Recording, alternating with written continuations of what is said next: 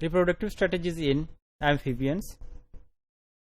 First, the contents: fertilization in amphibians, egg production in amphibians, then breeding, courtship behavior and development in amphibians. Students, let me first discuss the amphibians. اگر ہم amphibians کی بات کرتے ہیں تو they are present at the border line of animals. اس سے جو first group ہے they are the fishes. Fishes they are the aquatic animals. Fishes کے بعد amphibians سے اگلا جو گروپ ہے they are the reptiles. reptile کے ساتھ آگے birds اور mammals ہیں. تو reptiles جو ہیں they are terrestrial animals.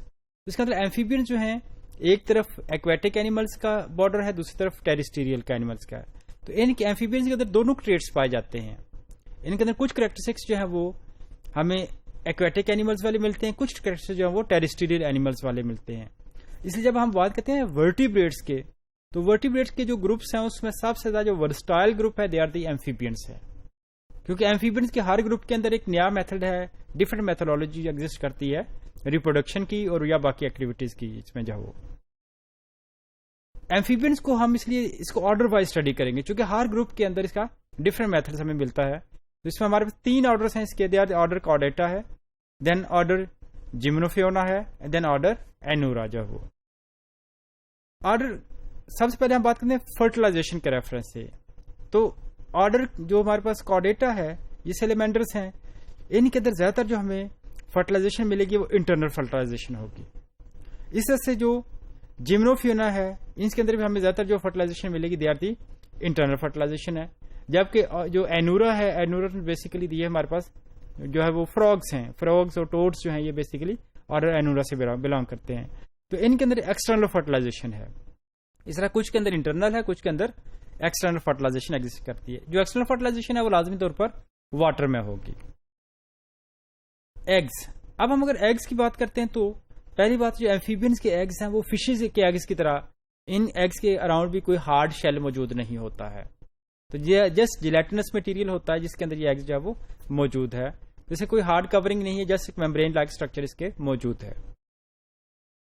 Egg link pattern اگر ہم دیکھیں, آرڈر کارڈیٹا جو ہے اس کے اندر ایگز یا تو سنگل فارم میں لیے جاتے ہیں یا پھر کلچز کی فارم میں یا پھر ایک اسٹرنگ کی فارم میں جو وہ لائن کی فارم میں جو وہ لے کیے جاتے ہیں, یا پھر جہاں یہ لے کیے جاتے ہیں زیادہ تر کیسز میں تو لے کیے ہی نہیں جاتے ہیں, جس میں لے کیے جاتے ہیں وہ پھر اس فارم میں جو ہوتا ہے سنگل یا کلچز کی فارم میں ہوں گے یا کلمپس کی فارم میں, نہیں گروپس کی فارم میں ہوگی.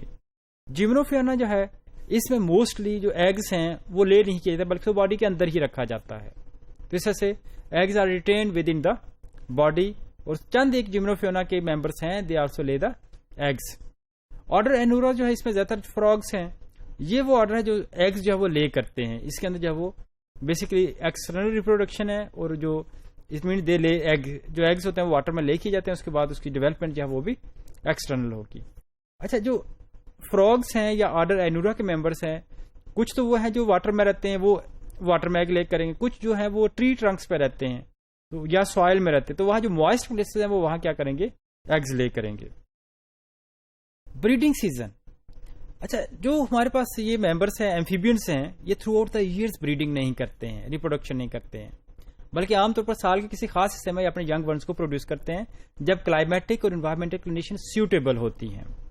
اب ایمفیبینس, کچھ ایمفیبینس وہ ہیں جو ٹیمپریٹ ریجنس کے اندر پائے جاتے ہیں. ٹیمپریٹ ریجن وہ ریجن جس میں 2 جو سال کے اندر جو سیزن پائے جاتے ہیں.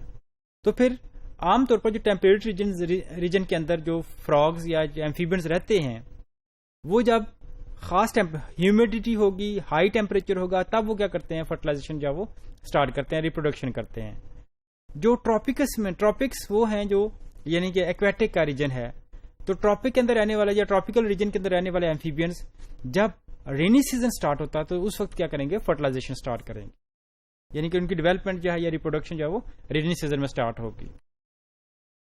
کورٹشپ بیہیویئر, کورٹشپ بیہیویئر کہتے ہیں ایسا بیہیویئر جس میں جب اینیملز آپس میں انہیں ریپروڈکشن کرتے ہیں, ریپروڈکشن سے پہلے جو میل اور فیمیل آپس میں انٹریکٹ کرتے ہیں, ان کے آپس میں قریب آنا, انٹریکٹ کرنا جو ہے اس کو ہم کیا کہیں گے, یہ کورٹشپ بیہیویئر ہے.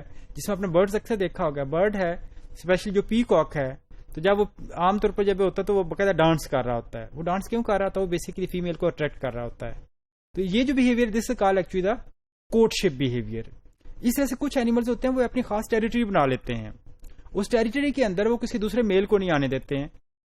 ٹھیک ہے, یہ پھر کیا ہوگا, دس از آلسو کوٹشپ بہیویئر, کہ اس کے بعد فیمیل وہاں آئے گی, اس کے ساتھ کیا کریں گے, وہ ریپروڈکشن جو کریں گے. اب کوٹشپ بہیویئر کا بینیفٹ کیا ہے؟ کوٹشپ بہیویئر کا پہلی بینیفٹ یہ ہے کہ اینیمل جو ہوتے ہیں ان کو بریڈنگ سائٹس کا پتہ چلتا ہے. ظاہر جہاں کوٹشپ بہیویئر ہوگا وہ ایک سیف پلیس ہوگی, جہاں وہ کوٹشپ بہیویئر شو کریں گے تو ایسا بریڈنگ پلیس ان کو مل جاتی ہے.